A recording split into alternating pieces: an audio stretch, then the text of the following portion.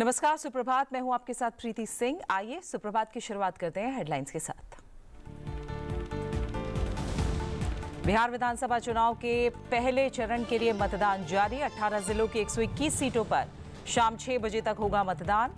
प्रधानमंत्री नरेंद्र मोदी ने बिहार के वोटरों से पूरे उत्साह के साथ मतदान करने की अपील की।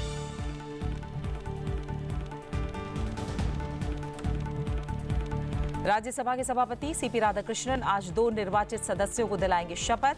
पंजाब से चुने गए आम आदमी पार्टी के राजेंद्र गुप्ता और जम्मू कश्मीर से बीजेपी सांसद सतपाल शर्मा लेंगे पद और गोपनीयता की शपथ। संसद भवन स्थित सभापति के चेंबर में होगा समारोह।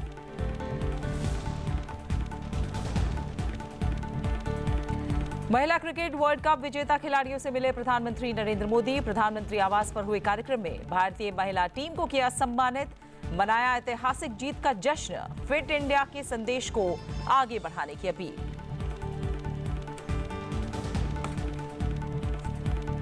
उपराष्ट्रपति ने छत्तीसगढ़ के राजनांदगांव में लखपति दीदी सम्मेलन को किया संबोधित। कहा, लखपति दीदी पहल देश भर में महिलाओं की दृढ़ता और मजबूती का प्रतीक। बोले, चुनौतियों को अवसर में बदल रही हैं महिलाएं। उदयाचल मल्टी स्पेशलिटी इंस्टीट्यूट का भी किया लोकार्पण। नवा रायपुर में वायुसेना की सूर्य किरण एरोबेटिक टीम के एयर शो का अवलोकन। और दक्षिण अफ्रीका टेस्ट के लिए भारतीय स्क्वाड का ऐलान। शुभमन गिल संभालेंगे 15 सदस्यीय टीम की कमान। ऋषभ पंत को उप कप्तान की मिली जिम्मेदारी। मोहम्मद शमी टीम से आउट। इंडिया ए और दक्षिण अफ्रीका ए के बीच 3 लिस्ट ए मैचों की सीरीज 13 नवंबर से। विराट कोहली और रोहित शर्मा टीम में नहीं है शामिल।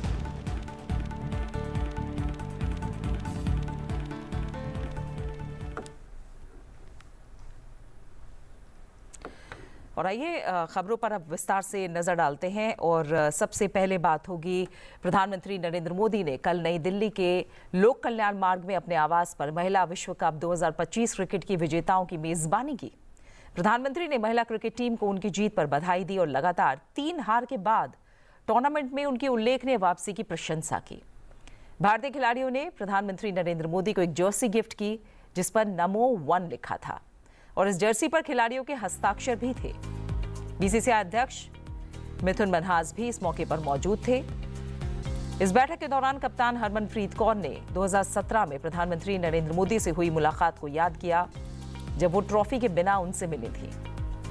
उन्होंने उम्मीद जताई कि वो ट्रॉफी के साथ उनसे और अधिक बार मिलना चाहेंगी। वहीं उप कप्तान स्मृति मंधाना ने कहा कि प्रधानमंत्री ने उन्हें प्रेरित किया और वो सभी के लिए प्रेरणा रहे हैं। उन्होंने ये भी बताया कि कैसे आज लड़कियां सभी क्षेत्रों में उत्कृष्ट प्रदर्शन कर रही हैं और प्रधानमंत्री को प्रोत्साहन का स्रोत होने का भी टीम ने श्रेय दिया। दीप्ति शर्मा ने प्रधानमंत्री नरेंद्र मोदी के साथ अपनी 2017 की मुलाकात को याद किया जब प्रधानमंत्री ने कड़ी मेहनत करते रहने की सलाह दी थी। प्रधानमंत्री ने अमनजोत कौर के प्रसिद्ध कैच के बारे में भी बताया जो उन्होंने कई बार फंबल करने के बाद लिया था। उन्होंने कहा कि ये एक ऐसा फंबल है जिसे देखना उन्हें पसंद है। प्रधानमंत्री ने कहा कि कैच करते समय आपको गेंद दिख रही होगी लेकिन कैच के बाद आपको ट्रॉफी दिख रही होगी।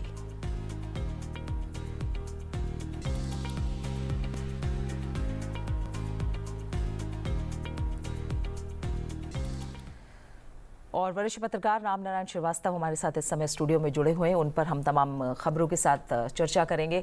रामनारायण जी, बहुत बहुत स्वागत और शुक्रिया संसद टीवी पर जुड़ने के लिए। पहली खबर जो अपने आप चेहरे पर मुस्कान ला रही है कि ऐतिहासिक जीत और उसके बाद प्रधानमंत्री नरेंद्र मोदी की मुलाकात और जिस तरह से सभी खिलाड़ियों ने अपने अनुभव साझा किए खुलकर। एक 2017 की जो मुलाकात है उसको भी याद किया है हरमनप्रीत ने भी और तमाम सदस्यों ने। कैसे इस मुलाकात को देख रहे हैं? इस बातचीत के पीछे जो गहरे संदेश और संकेत आगे के लिए मिल रहे हैं उन्हें आप कैसे देख रहे हैं? देखिए, ये एक बहुत ही गौरवपूर्ण क्षण था सभी के लिए। प्रधानमंत्री भी जब 2017 में मिले थे, जब खिलाड़ियों से जब वो फाइनल हार के आए थे उस समय का, और अब जब वो ट्रॉफी लेके आए हैं, दोनों में ज़मीन आसमान का अंतर था। तब प्रधानमंत्री ने वो ढांढस दिलाया था कि आप जीत के आएंगे और आज जीत के आए हैं। तो जब आप किसी एक खेल का मैदान हो या कोई भी हो, जब आप जीत के आते हैं तो आपका एक अलग ही आत्मविश्वास होता है, आपका अलग ही संदेश होता है। और पूरे देश के लिए एक ऐसा क्षण है ये, जब देश की महिलाएं, जिस देश में आंदोलन चलता हो बेटी बचाओ बेटी पढ़ाओ, वहाँ की महिलाएं जब एक विश्व विजेता बनकर सामने आती हैं वो लड़कियाँ, तो उनके एक पूरे देश के एक पूरी आधी आबादी के लिए, पूरी दुनिया के लिए संदेश जाता है कि महिलाएं न तो किसी क्षेत्र में कम हैं और न ही किसी क्षेत्र में पीछे हैं, वो पुरुषों के साथ बराबरी पर खड़ी हुई हैं। और महिला विश्व कप की जो बात है, जो भारतीय खेलों के लिए ये बड़ा क्षण है कि हमारे यहाँ हमेशा ध्यान दिया जाता है पुरुष एथलीट्स पर, पुरुष खिलाड़ियों पर, पुरुष टीम पर, लेकिन पहली बार देखा है जब महिला खिलाड़ी जीत के आई, उनको पुरस्कार राशि में भी कमी नहीं की गई है। सभी स्टेट्स में जिस लड़कियाँ जहाँ का प्रतिनिधित्व करती हैं, वहाँ के मुख्यमंत्रियों ने भी अपनी उनकी प्रशंसा की है। और पूरे देश में हमने देखा कि पहले जैसे हमारे क्रिकेट प्लेयर होते थे उनके नाम की जर्सी लोग पहनते थे, इस बार देखा थे लड़कियों की जो खेल रही थी उनके नाम की जर्सी पहने हुए थे, पूरा स्टेडियम खचाखच भरा हुआ था, टिकट नहीं मिल रहे थे। तो हिंदुस्तान के खेल इतिहास में एक ऐसा क्षण है ये, जो आगे आने वाले दिनों में हमारी लड़कियों को और प्रोत्साहित करेगा और भारत की जो जीत का जो दायरा है वो और व्यापक होगा, खासकर उन क्षेत्रों में जहां लड़कियां बहुत कम पार्टिसिपेट करती हैं। अभी तक हम देखते थे कुश्ती में देखते थे, अभी तक हम या भारोत्तोलन देखते थे, लेकिन अब क्रिकेट जैसा क्षेत्र है जिसमें हमने देखा, क्योंकि ओडीआई क्रिकेट का पहला वर्ल्ड कप महिलाओं का ही हुआ था 1973 में, पुरुषों का बाद में शुरू हुआ था और भारतीय टीम पहले से ही भाग ले रही है। लेकिन 2 मौके गंवाने के बाद तीसरी बार भारतीय टीम ट्रॉफी जीती है और एक नया विश्व विजेता बन के उभरा, क्योंकि अभी तक केवल ऑस्ट्रेलिया और इंग्लैंड जीते थे, एक बार न्यूजीलैंड जीता था, लेकिन एशियाई महाद्वीप की पहली टीम भारत बनी है, एक कई रिकॉर्ड कायम किए हैं। और इन लड़कियों की तारीफ जितनी की जाए उतनी कम है, क्योंकि इन्होंने बहुत जज्बा दिखाया है। 3 हार के बाद फिर ट्रॉफी जीतना बहुत बड़ी बात होती है और प्रधानमंत्री भी ने भी उनकी तारीफ की है, वो कम नहीं है। और एक नया संदेश पूरे देश के इतिहास में खेल के लिए जाएगा, इसमें एक बहुत बड़ा योगदान इन खिलाड़ियों का रहा है। बिल्कुल। और जैसा आपने भी जिक्र किया राम नारायण जी की, सफलता के बावजूद महिलाओं के लिए जो खेल इंफ्रास्ट्रक्चर है, कॉर्पोरेट स्पॉन्सरशिप है या फिर एक तरह से कहें मीडिया कवरेज, उसमें भी अभी बहुत बड़ा अंतर है। अब इस तरह की मुलाकातें और इस तरह की जीत, मैं दोनों को अगर वो करूं, प्रधानमंत्री की तरफ से जिस तरह का जेस्चर दिखाया गया है, वो सिर्फ एक मोटिवेशनल स्तर तक है या उससे हम नीतिगत और संरचनात्मक जो बदलाव है जिनकी ज़रूरत है उस दिशा में भी हम आगे बढ़ रहे हैं? नहीं, बिल्कुल बदलावों की शुरुआत हो चुकी है। हम देख रहे हैं जो खेलो इंडिया शुरुआत की गई थी वो इसी दिशा में की गई थी कि हमारे सभी क्षेत्रों, ग्रामीण क्षेत्रों के बच्चे आगे बढ़ के आए। भारतीय टीम में एक ऐसी महिला खिलाड़ी इसमें थी क्रिकेट में, क्रांति गौड़, जो कि बुंदेलखंड के बहुत ही ऐसे क्षेत्र से आती है जहाँ लड़कियाँ क्रिकेट खेलती ही नहीं हैं, वो लड़कों के साथ खेलती हुई बड़ी हुई है, इंडिया की टीम में आई। तो उस क्षेत्र में जहां लड़कियों की शिक्षा दूर की बात है, उनको चूल्हे चौके से बाहर नहीं आने दिया जाता है, वहां की लड़की भारतीय क्रिकेट टीम का प्रतिनिधित्व कर रही है इतनी कम उम्र में। तो एक बहुत बड़े चेंजेस ही है, ये बहुत बड़ा बदलाव है ये। और निश्चित रूप से हमारे जो इंफ्रास्ट्रक्चर है उसमें बदलाव आ रहा है, बहुत तेज़ी से बदलाव आ रहा है, क्योंकि अब चूँकि ग्लोबल वर्ल्ड में हम किसी चीज़ से पीछे नहीं रह सकते हैं। हम आर्थिक महाशक्ति बन सकते हैं तो खेलों की महाशक्ति बन सकते हैं। अभी हम कॉमनवेल्थ खेल आयोजन करने जा रहे हैं, उसके बाद हम क्रिकेट अपना ओलंपिक के लिए दावेदारी करने जा रहे हैं। तो जब हम अपना दायरा नहीं बढ़ाएंगे, जब तक महिला खेलों नहीं बढ़ाएंगे, तब तक इन दावेदारी का मतलब नहीं होता है। हमने 1951 में 1981 में एशियाई खेल किए हैं, 2010 में कॉमनवेल्थ गेम किए हैं, लेकिन अब उससे और आगे बढ़ना है। तो इसके पुरुष एथलीट्स, पुरुष प्लेयर के माध्यम से नहीं बढ़ सकते, महिलाओं को आगे लाना होगा। और निश्चित तौर पर देश में हमने देखा है, कॉर्पोरेट क्षेत्र हो, सरकारी क्षेत्र हो, हर क्षेत्र में महिलाओं के लिए बहुत ज़्यादा अवसर बढ़े हैं, उनकी सुविधाएँ बढ़ी हैं, उनको प्रति लोगों की समाज की धारणा बदली है और पूरे स्ट्रक्चर में जो चेंज आया है बहुत महत्वपूर्ण है। ठीक है। और इस अवसर पर हमने देखा कि जो फिट इंडिया मूवमेंट है उसका भी जिक्र किया प्रधानमंत्री ने और कहा कि इसे देश भर में स्कूल और खासकर लड़कियों तक पहुंचाने की बात कही है। तो एक तरह से हम कितने तैयार हैं और किस तरह के चैलेंजेस इसे लेकर दिख रहे हैं, क्योंकि एक तरफ फिट इंडिया मूवमेंट है, दूसरी तरफ हम जानते हैं कि प्रधानमंत्री अलग अलग मौक़ों पर जो ओबेसिटी है, मोटापा है, उसे लेकर या फिर और जो लाइफस्टाइल डिजीजेस लगातार बढ़ रही हैं उसे लेकर भी जिक्र करते रहें। तो कितनी ज़रूरत है ऐसे मंचों से बार बार फिट इंडिया मूवमेंट जैसे मूवमेंट का जिक्र कर रहा हूँ, उनकी तैयारियों की समीक्षा करते रहें? नहीं, फिट इंडिया मूवमेंट जो है वो खेलों तक सीमित नहीं है, वो पूरे हर सारे सिस्टम को प्रभावित करता है। आपका किसी भी क्षेत्र में आप हो, जब तक देश में लोग फिट नहीं होंगे, जब तक देश में लोग पूरी तरह स्वस्थ नहीं होंगे, तब तक आप बहुत ज़्यादा प्रगति की उम्मीद नहीं कर सकते हैं। और हमारी चूँकि आबादी बहुत ज़्यादा है, दुनिया की दूसरी बड़ी आबादी हमारे पास में है, 140 करोड़ लोग हैं, तो हमारे पास युवा शक्ति बहुत ज़्यादा है, लेकिन उसका फिट रहना बहुत ज़रूरी है विकास के लिए। स्पोर्ट्स में तो इसकी बहुत ज़्यादा ज़रूरत होती है। जब तक आप फिट नहीं होंगे स्पोर्ट्स में, आप कम्पीट ही नहीं कर पाएंगे। स्पोर्ट्स में जैसे प्रधानमंत्री ने लगातार आह्वान किया, आप खाने में तेल कम कीजिए, आप नमक को संतुलित कीजिए, आप अपनी एक्सरसाइज कीजिए, आपको लगातार कीजिए। और हम देख रहे हैं लगातार इतने खेल आयोजन हो रहे हैं, इतनी ज़्यादा मतलब आपके बहुत सारे NGO वगैरह हैं, वो इतने आयोजन कर रहे हैं फिट इंडिया मूवमेंट को लेकर के। लगातार कहीं ना कहीं कोई आयोजन होता रहता है। सांसद खेल महोत्सव शुरू किए गए हैं, आज भी पूरी दिल्ली में एक सांसद खेल महोत्सव शुरू होने वाला है। तो पूरे देश में लगातार जो खेलों के लिए और लोगों के फिट रहने के लिए मूवमेंट चलाया गया, उसका बड़ा एक प्रभाव पड़ा है। और चूंकि जब सरकार, प्राइम मिनिस्टर और सरकार के मंत्री खुद इस मूवमेंट से जुड़ते हैं, वो खुद की अपने पोस्ट करते हैं, तो इसका एक बड़ा मैसेज जाता है, बहुत मोटिवेशन जाता है। और हमने देखा पिछले 2 दशक पहले की स्थिति और आज की स्थिति में जमीन आसमान का अंतर है। बिल्कुल। अब लोगों में बहुत ज्यादा जागरूकता बढ़ी हुई है, तो बड़ा एक कल्चरल शिफ्ट भी इसे हम मान सकते हैं। बिल्कुल रामनारायण जी, आइए अब अगली खबर का भी हम रुख कर लेते हैं। जो अहम खबर है वे बिहार विधानसभा चुनाव से जुड़ी हुई। पहले चरण का मतदान बिहार विधानसभा चुनाव को लेकर शुरू हो चुका है। पहले चरण में 18 जिलों की 121 सीटों पर सुबह 7 बजे से वोटिंग शुरू हो चुकी है। इन सीटों पर शाम 6 बजे तक मतदान जारी रहेगा। पहले चरण की बात करें तो 45,341 मतदान केंद्र हैं, जिन पर 3 करोड़ से ज्यादा मतदाता अपने मताधिकार का इस्तेमाल कर रहे हैं। इस चरण में 1,314 उम्मीदवारों के भाग्य का फैसला हो रहा है, जिसमें कई दिग्गज और वर्तमान सरकार के 16 मंत्रियों के नाम शामिल हैं। चुनाव आयोग ने वोटिंग को लेकर सुरक्षा के पुख्ता इंतजाम किए हुए हैं और बूथों पर निगरानी के लिए कैमरे भी लगाए गए हैं। इसके अलावा चुनाव आयोग लाइव वेबकास्टिंग के जरिए सभी बूथों की निगरानी कर रहा है। इस अवसर पर प्रधानमंत्री नरेंद्र मोदी ने भी बिहार के वोटरों से अपील की है कि वो अपना वोट जरूर दें।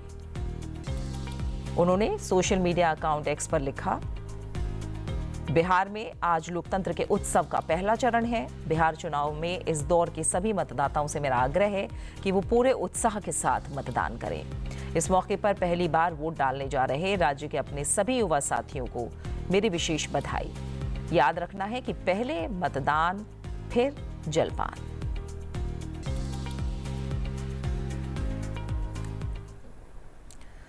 रामनारायण जी, पहला चरण किस तरह से देख रहे हैं? हम जान रहे हैं कि पिछले चुनाव में महागठबंधन को 61 और NDA को 59 सीटें हासिल हुई थी। इस बार का सेटअप, इस बार क्योंकि आज मतदान का पहला दिन है और बात हम वोटरों की ज़्यादा करेंगे, जिस तरह से हम देख रहे हैं युवा वोटर हैं, ग्रामीण बनाम शहरी एक मुद्दा हमेशा रहा है, नए मतदाता, युवा वोटर्स, जो उभरा पैटर्न है और खासकर चुनाव आयोग की तैयारियां हैं, किस तरह से आप बिहार चुनाव में इस पर्व को देख रहे हैं? पहले चरण के साथ ही बिहार का आधा चुनाव हो जाएगा। 121 सीटों पर मतदान 18 जिलों में शामिल है। इस बार चुनाव आयोग ने जो मतदान की प्रक्रिया की, 2 चरण रखे हैं। पहले चरण में सेंट्रल बिहार है, मध्य वाला, और दूसरे चरण में सीमावर्ती बिहार को रखा गया है। तो पूरा फोकस, जिससे कि फोर्स डिप्लॉयमेंट वगैरह और उनको अपना जो सिस्टम बनाता है बड़ा आसानी रहती है इसमें। तो पहला चरण इसलिए महत्वपूर्ण है, इसमें सभी प्रमुख नेता इसमें चुनाव मैदान में हैं। दोनों उप मुख्यमंत्री सम्राट चौधरी, विजय सिन्हा इस चुनाव में है, इस चरण में है, और अपने तेजस्वी प्रसाद यादव वो भी इसी उस मतदान में आ रहे हैं, और जो चर्चित गायिका मैथिली ठाकुर भी इसी में हैं, बहुत सारे और प्रमुख लोग उसमें हैं। तो ये चरण जो है बहुत ही महत्वपूर्ण है, क्योंकि ये न केवल बिहार में मतदाताओं का रुझान, टर्नआउट को दिखाएगा, बल्कि बदलाव की एक नींव भी रख देगा। जो भी वहाँ पर मतदाताओं करना है, सरकार बरकरार रखनी है, सरकार बदलनी है, विश्वास जताना है, विकास पे वोट देना है, बदलाव पे वोट देना है, जो भी उनके मतदाता के मन की बात है वो उसमें सामने आ जाएगी। यही वजह है सभी पार्टियों ने पूरी ताकत झोंकी है, और इतनी चुनाव इतनी उस ढंग से चला है पूरे प्रचार अभियान में, कहीं बहुत ज़्यादा टकराव नहीं, छोटी मोटी हिंसा होती है, वो तो हर चुनाव में होती है, वो अलग बात है, बहुत सारी आपसी रंजिश होती है, उसकी घटनाएं होती हैं। लेकिन राजनीतिक दलों में जिस तरह टकराव पहले सुनते हैं उस तरह का नहीं देखा, बल्कि एक जो अपने मुद्दों को लेकर के उन्होंने बात रखी है।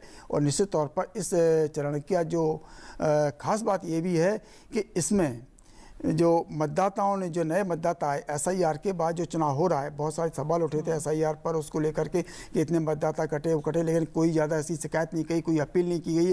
और अब वह मतदाता, जो नई मतदाता सूची है, उसका प्रभाव दिखेगा कि बिहार में जो नई पुनरीक्षित मतदाता सूची है उस पर चुनाव का जो तैयारी हुई है वो कितना ज़्यादा प्रभावी होती है। और चुनाव आयोग ने इसके लिए अपनी व्यापक तैयारियां की हैं। हम देख रहे नए मतदाताओं में उत्साह है। सुबह से हमें जो सूचनाएं आ रही हैं कई मतदान केंद्रों पर लोग सुबह से पहुंचे हुए हैं और ये लगता है कि इसमें टर्नआउट है पिछली बार से भी ज़्यादा बढ़ेगा। हमने देखा, जैसा आपने जिक्र भी किया, कई बड़े नेताओं की रैलियां हुई, सोशल मीडिया, स्थानीय बूथ मार्केटिंग, सभी एक तरह से हमें सक्रिय दिखाई दिए। एक जो बार बार बात कही जाती है, मेरा बूथ सबसे मजबूत, इस तरह के अभियान, इस तरह की कोशिशें हैं, इनका असर आप देखते हैं, जमीन पर दिखता है? देखिए, आप वोटर टर्नआउट बढ़ाना, आपको अपनी सफलता को सुनिश्चित करना है तो आपको बूथ से ही जीतना होगा।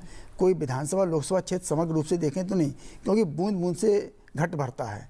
तो आप एक एक बूथ से, एक एक मतदाता से जब संपर्क नहीं करेंगे तो आप बड़ी जीत, बड़ी सफलता की उम्मीद भी नहीं कर सकते हैं। और जो भाजपा ने या प्रधानमंत्री ने जो आह्वान किया था मेरा बूथ सबसे मजबूत, वो भले ही वो उनके अपनी पार्टी के लिए हो, लेकिन हर पार्टी के लिए संदेश है, सभी लोग संदेश है कि बूथ स्तर पर अपने मतदाताओं की भी सक्रिय रहिए, उनकी उम्मीदें, उनकी आकांक्षाएं, उनकी जो मांग है उसको सुनिए और उसके आधार पर संपर्क कीजिए। आप सतत रूप से जुड़िए बूथ से, और बूथ जितना मजबूत होगा हर स्तर पर, न केवल वोटिंग में, जागरूकता में, सामाजिक चेतना में, उतना ही देश में लोकतंत्र भी मजबूत होगा। तो केवल मतदान से लेकर नहीं, पूरे लोकतंत्र के लिए मेरा बूथ सबसे मजबूत एक बहुत बड़ा अभियान है। बिल्कुल बिल्कुल, और यही उम्मीद है कि बिहार में भी जो पहले चरण में मतदाता है वो ज़्यादा संख्या में निकले और आज अपने मताधिकार का इस्तेमाल ज़रूर करें। आइए अब अगली खबर का रुख कर लेते हैं। राज्यसभा के निर्वाचित और पुनर्निर्वाचित सदस्य आज शपथ ग्रहण कर रहे हैं। राज्यसभा के सभापति सीपी राधाकृष्णन सभी नवनिर्वाचित पुनर्निर्वाचित सदस्यों को शपथ दिलवाएंगे। आज इनमें से 2 नवनिर्वाचित सदस्य शपथ ग्रहण करेंगे। पंजाब से आम आदमी पार्टी के नवनिर्वाचित राज्यसभा सदस्य राजेंद्र गुप्ता और केंद्र शासित प्रदेश जम्मू और कश्मीर से बीजेपी के नवनिर्वाचित राज्यसभा सदस्य सतपाल शर्मा शपथ ग्रहण कार्यक्रम आयोजन होगा और इसमें वो शपथ ग्रहण करेंगे। दोपहर 1 बजे संसद भवन के प्रथम तल पर संगोष्ठी कक्ष 2 में यह आयोजन होगा। राज्यसभा के सभापति सीपी राधाकृष्णन इन दोनों सदस्यों को आज शपथ दिलवाएंगे।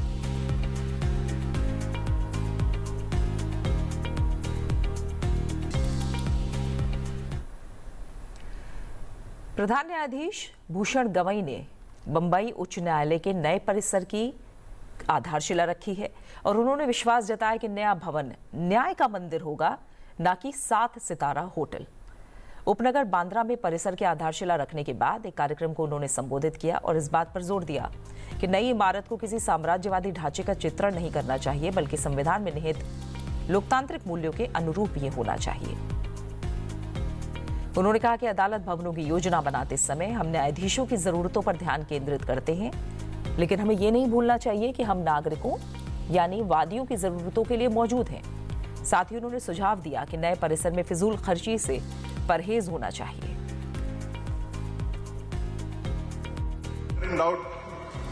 Manner of doubt that the building which has been designed by Mr. Hafiz contractor, who is known as one of the best architects in the world, will be an iconic building.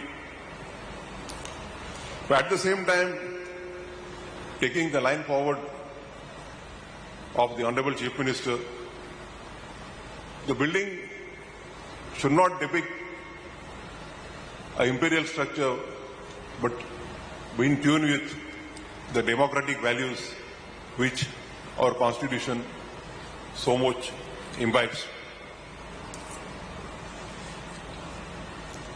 I had read from some newspapers that the building is somewhat extravagant.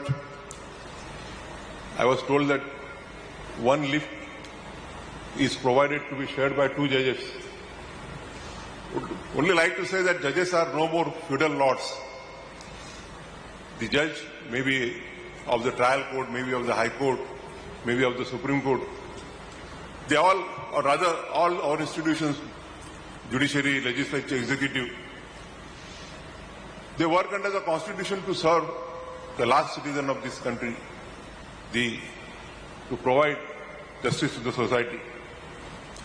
And therefore, while maintaining the grandeur and iconic structure of the building, it should also be ensured that there is no extravaganza. It's ultimately a temple of justice, not a 7-star hotel.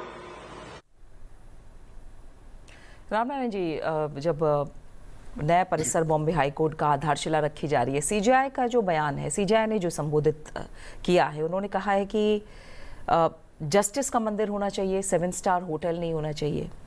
उन्होंने ये कहा कि imperial structure जैसी ना लगे, बल्कि ज़रूरतों, जो नागरिकों की ज़रूरत है उनके हिसाब से बने। इनके क्या मतलब निकल रहे हैं? एक तरह से पब्लिक परसेप्शन या इंस्टीट्यूशनल इमेज जो है जुडिशरी की, उसे लेकर कोई संकेत है, या फिर आर्किटेक्चर को लेकर भी जो बातें कही हैं, जो भी संबोधन रहा है सीजीआई का, उसके क्या मायने निकल रहे हैं? देखिए, सीजीआई जिस परिवेश से आते हैं, महाराष्ट्र इस क्षेत्र से आते हैं, उन्होंने उस क्षेत्र को देखा कि वहाँ पे किस तरह की स्थितियाँ रहती हैं। लोग कोर्ट कचहरी अदालत से डरते हैं, और जब बड़ी बड़ी बिल्डिंग भवन बन जाते हैं तो और डरते हैं, पता नहीं क्या है वहाँ पर, हमारी सुनवाई होगी नहीं होगी, हमें घुसने को मिलेगा नहीं मिलेगा। क्योंकि गरीब आदमी होता है, आम आदमी, वो छोटे मकान में रहता है, छोटे गांव में रहता है, वो बड़े महलों उससे बहुत डरता है, क्योंकि शुरू से ही उसको लगता है कि यहाँ पर बड़े बड़े लोग रहते हैं और हमारी पूछ नहीं होगी, हमारा अपमान हो सकता है, हमको बाहर निकाल दिया जाएगा। तो एक नया इंफ्रास्ट्रक्चर बन रहा है हमारा, बहुत सारी नई बिल्डिंग बन रही है, नया भारत है ये, हम नए युग में जा रहे हैं, तो उसको दोनों को बैलेंस करना है आपको। इसलिए उन्होंने कहा कि ये न्याय का मंदिर है, कोई 7-स्टार होटल नहीं है। इसलिए कोई इसमें ये नहीं समझे कि हम कोई न्यायाधीश जो आपके न्याय प्रक्रिया के लोग आए हैं, वो नहीं समझे कि हम बहुत बड़ी उस जगह में पहुंच गए हैं। हमको अपना जो हमारा न्यायपालिका का उद्देश्य है, जो हमारा काम है, उसी को करना है, लोगों को न्याय देना है, जल्दी देना है, सही देना है और समय पर देना है। तो इसलिए वो उन्होंने न्यायपालिका को भी संदेश है और ये आम लोगों की संदेश है कि भले ही हमारी बिल्डिंग अच्छी बन गई हो, लेकिन हमारा न्याय की ही बिल्डिंग है, वो न्याय ही मिलेगा वहाँ पर। अब भवन मत जाइए, छोटी बिल्डिंग हो, किराए की बिल्डिंग हो, लेकिन चाहे अपना भवन हो, दोनों बराबर ही हैं। तो न्यायिक प्रक्रिया को, न्यायिक एक आपकी जो सिस्टम है, उसको इंफ्रास्ट्रक्चर के लेवल मजबूती देना और न्याय प्रक्रिया को सुगम बनाना, दोनों ही इसके उद्देश्य हैं। और हमें लगता है कि देश भर में जिस तरह से नया इंफ्रास्ट्रक्चर बन रहा है न्यायपालिका का, उससे देश में और तेज़ी से लोगों को न्याय मिल सकेगा। बहुत सारे पेंडिंग केसेज वो जल्दी हल होंगे, क्योंकि हमने केवल बिल्डिंग ही नहीं बनाई, इंफ्रास्ट्रक्चर भी चेंज किया और नई टेक्नोलॉजी का यूज भी किया है, जिसके जल्दी से जल्दी सुनवाई पूरी हो सके और केसों का फैसला हो सके। ठीक है रामनारायण जी, फिलहाल बहुत बहुत शुक्रिया, आज आप सुप्रभात में हमारे साथ जुड़े। अब आगे भी खबरें उनका सिलसिला जारी रखेंगे, लेकिन आपका फिलहाल बहुत बहुत शुक्रिया रामनारायण जी हमारे साथ जुड़ने के लिए। आइए आगे की खबरों का रुख करते हैं। राष्ट्रगीत वंदे मातरम को 150 वर्ष पूरे हो रहे हैं और इस उपलक्ष्य में देश भर में कई कार्यक्रमों का आयोजन किया जाएगा। 7 नवंबर को प्रधानमंत्री नरेंद्र मोदी दिल्ली के इंदिरा गांधी स्टेडियम में ऐसे ही एक कार्यक्रम में भाग लेंगे। वंदे मातरम का सृजन वर्ष 1875 में बंकिम चंद्र चटर्जी ने किया था। राष्ट्रीय गीत वंदे मातरम के 150 वर्ष पूरे होने के उपलक्ष्य में देश भर में 150 महत्वपूर्ण स्थानों पर कार्यक्रम आयोजित होंगे और इसमें सामूहिक रूप से वंदे मातरम गाया जाएगा। प्रधानमंत्री नरेंद्र मोदी शुक्रवार को दिल्ली के इंदिरा गांधी स्टेडियम में ऐसे ही एक कार्यक्रम में भाग लेंगे। इस कार्यक्रम में देश भर से वरिष्ठ बीजेपी नेता, सांस्कृतिक हस्तियां, कलाकार और युवा प्रतिनिधि भाग लेंगे।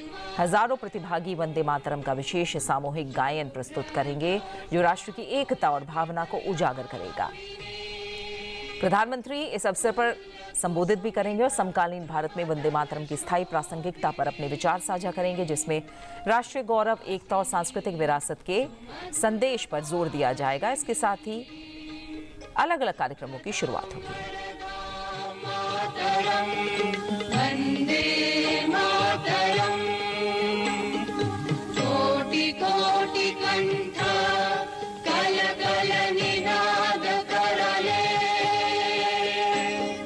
कोटि कोटि भुजै धृत खर खर वाले, अबला के नुमार को बोले, बहुबल धारिणी Namami Tarini, त्रिपुदल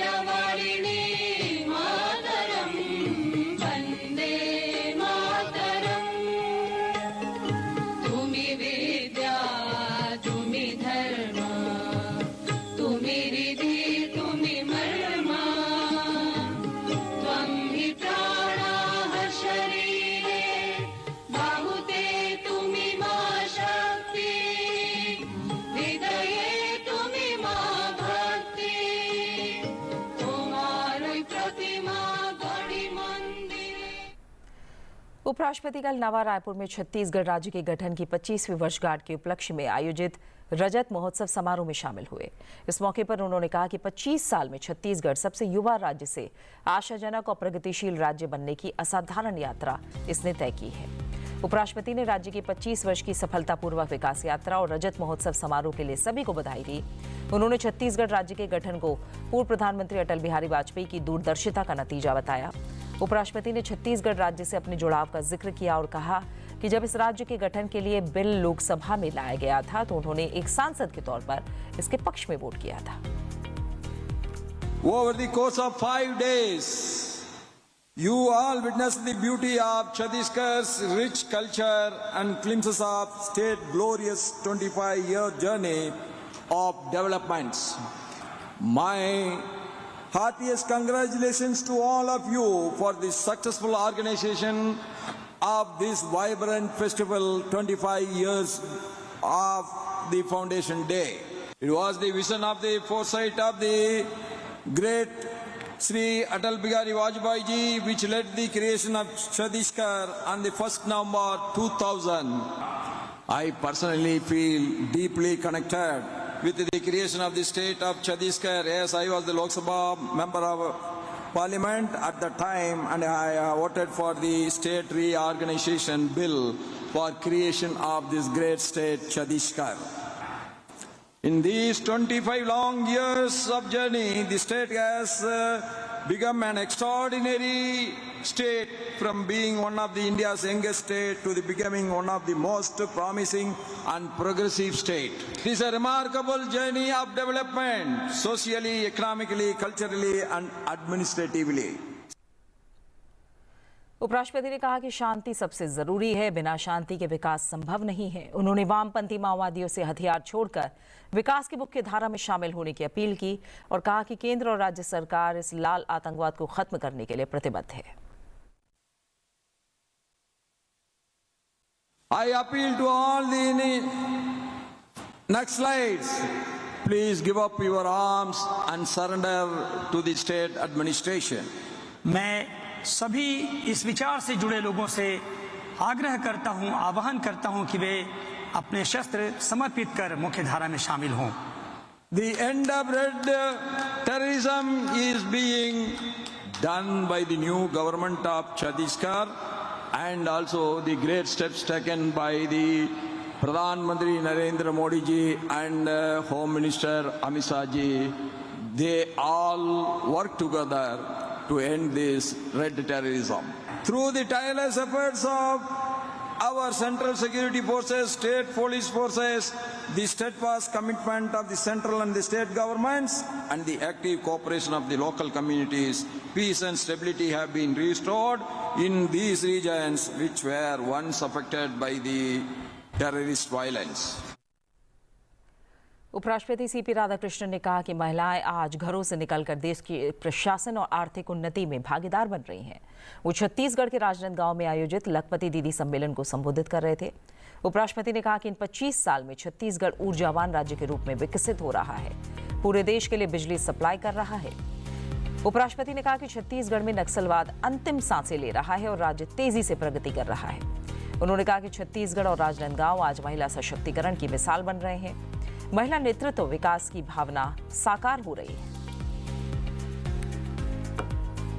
We all know many parts of Chhattisgarh have been long affected by the left-wing extremist movement, or as we call Naxalism. I am glad that with the vision of Honorable PM Sri Narendra Modi ji and the efforts of the Honorable Union Home Minister Sri Amit Shah ji, along with the state government and the security forces, the Naxal problem is almost coming to an end. Now Chhattisgarh will be progressing even faster and faster. As we all know, our Chhattisgarh state and Rajnaandgaon continue to lead as a torchbearer in the women's lift and women's freedom and women's development. Your hard work, sincerity and devotion is making everyone to feel that Viksit Bharat by 2047 is not a dream, but it is going to be the reality. Bharat is going to be the number one country in the world by 2047. उपराष्ट्रपति ने कहा कि छत्तीसगढ़ राज्य के रजत महोत्सव समारोह में लखपति दीदी सम्मेलन महिला स्वावलंबन, महिला आत्मनिर्भरता, महिला उत्कृष्टता का प्रमाण है। ये पहल महिलाओं की शक्ति और संकल्प का प्रतीक है। उपराष्ट्रपति ने कहा कि लखपति दीदी योजना केवल आय का माध्यम नहीं है, ये स्वतंत्रता, सम्मान और आत्मविश्वास का प्रतीक है। On the sacred land of Ma Bambaleshwari Devi, women's empowerment, respect and upliftment have become the identity of our Rajnandgaon. Here, women's strength is not just an inspiration, but a synonym for change. And the other most appreciable thing is our Rajnandgaon is a symbol of women empowerment, not only in economics, but also in political leadership, where more than 1,000 women are serving as Panch, Sarpanch, Janpat, and Jilla Panchayat members, showing the women lead the path at home and in public life also. On the behalf of the entire nation, I salute the Lakopati Didis for your courage, your perseverance, and your contribution to our democracy.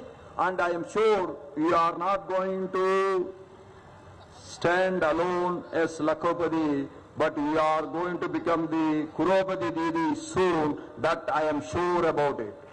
This is very clearly indicating that our mothers and sisters are simply not household wife alone, but they are the leaders to lead in administration, they are the leaders to lead in economical development, and they are the leaders who are going to create the future leaders for this country and the state. उपराष्ट्रपति CP Radhakrishnan ने राजनांदगांव में उद्याचल multi speciality आई care institute का उद्घाटन किया। इस charitable संस्थान में आंखों की संपूर्ण जांच और रेटिना उपचार उपलब्ध होगा। उपराष्ट्रपति ने उम्मीद जताई कि इससे राजनांदगांव और उसके आसपास के जिलों में स्वास्थ्य सुविधाओं का विस्तार होगा और छत्तीसगढ़ मोतियाबिंद से मुक्त होगा। साथ ही उपराष्ट्रपति ने यह भी कहा कि प्रधानमंत्री नरेंद्र मोदी की अगुवाई में देश भर में स्वास्थ्य सेवाओं का लगातार विकास हो रहा है और मोतियाबिंद मुक्त भारत की ओर बढ़ रहा है। The water facility in every village is improving every day, and healthcare is improving every day, everywhere. Today also, I had the pleasure of inaugurating the new 5-story hospital building of the Utyachal Society, Utyachal Health and Research Institute, and I am sure for the people of Rajnaandgaon and the adjoining districts, this new hospital will further take them on the path of better health care. The vision will improve for every old people. I was told that there are so many cataracts have been operated for the poor of the society. Under the visionary leadership of our great leader, Pradhan Mantri Sri Narendra Modi ji and Sri J.P. Nadda ji, our Honorable Union Minister of Health and Family Welfare, India has already made remarkable strides towards the goal of cataract-free Bharat. 130 lakh cataract surgeries have been performed, 19.57 lakh free spectacles distributed to the elderly people, and 94,000 corneas have been collected, a testament to India's collective effort and unwavering commitment to restoring the vision and strengthening the preventive eye care. आत्मनिर्भर भारत का एक ज्वलंत उदाहरण SVL Ikshak आज commission की जाएगी। कोच्चि स्थित नौसेना बेस में आयोजित एक समारोह में नौसेना प्रमुख एडमिरल दिनेश के त्रिपाठी की उपस्थिति में औपचारिक रूप से इसे सेवा में शामिल किया जाएगा। Garden reach ship builders and engineers limited Kolkata ने इसे बनाया है और इस जहाज में 80% से ज्यादा स्वदेशी सामग्री का इस्तेमाल हुआ है। ये पोत अत्याधुनिक हाइड्रोग्राफिक और समुद्र विज्ञान उपकरणों से लैस है। इसमें एक उच्च resolution multi beam echo sounder, autonomous underwater vehicle, remotely operated vehicle और 4 सर्वे मोटर बोट शामिल हैं। जहाज में एक हेलीकॉप्टर डेक भी लगा है जो इसकी परिचालन पहुंच को बढ़ाता है और बहु डोमेन मिशनों को सक्षम बनाता है। और आइए इसके बारे में और ज्यादा जानकारी लेते हैं इस वीडियो के जरिए।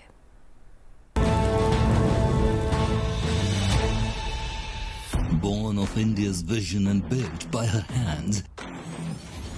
Ikshak is more than a ship. She's a guide, a guardian, and a promise to the seas.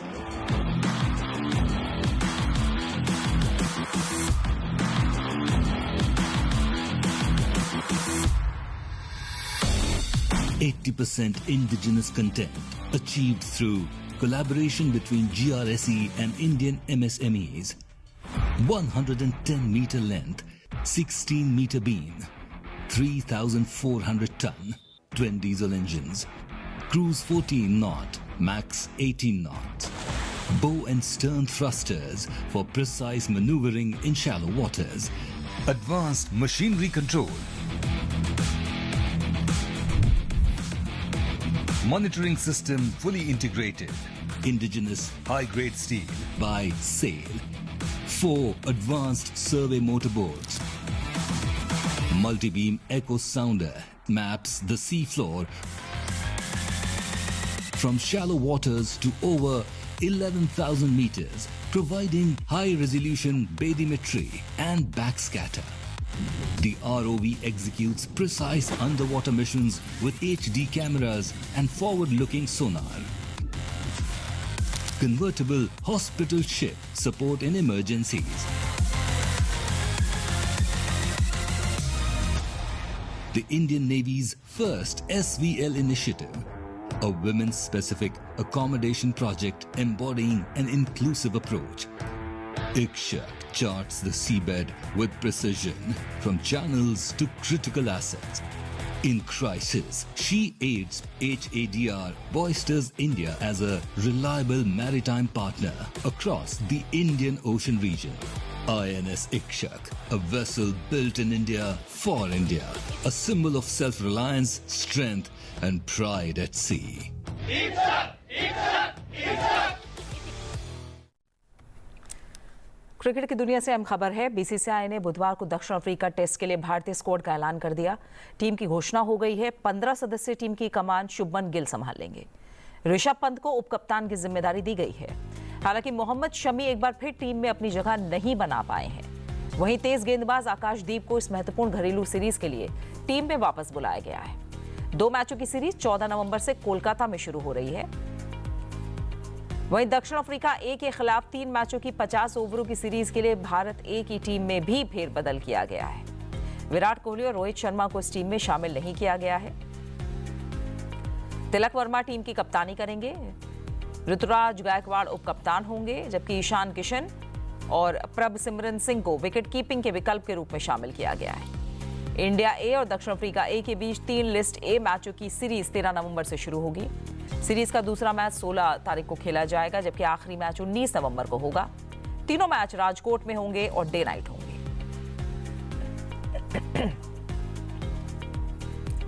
वहीं भारत और ऑस्ट्रेलिया के बीच 5 मैचों की T20 सीरीज का चौथा मुकाबला आज गोल्ड कोस्ट में खेला जाएगा। सीरीज अभी 1-1 की बराबरी पर है। बारिश के कारण एक मैच रद्द हो गया था। शुभमन गिल T20 टीम के कप्तान हैं, ऐसे में उन पर बड़ा स्कोर या मैच विनिंग पारी खेलने का दबाव भी होगा।